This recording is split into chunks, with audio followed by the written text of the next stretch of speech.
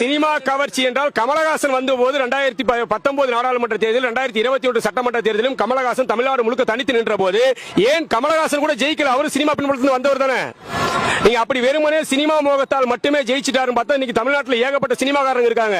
இன்னைக்கு வந்து சரத்குமார் கட்சி ஆரம்பிச்சாரு. இன்னைக்கு அந்த கட்சி எங்க இருக்குன்னு தெரியாது. விஜயகாந்தோட கட்சி நிலைமை என்னவாச்சுன்னு பாக்குறீங்க. அவர் வந்து ஒரு எதிர்க்கட்சி தலைவராக இருந்து பின்னாடி காணாம போயிடுச்சு.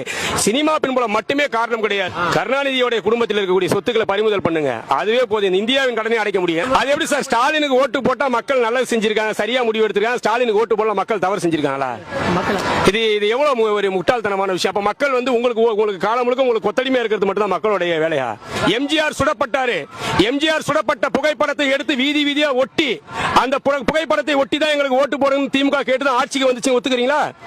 அப்ப நீங்க ஜெயிச்சா மட்டும் அது மக்களுடைய ஆட்சி, மத்தவங்க ஜெயிச்சா சினிமா மோகம் அப்படின்றது எவ்வளவு வெக்கக்கேடான ஒரு செயல் சார். இதை வந்து மக்கள் வந்து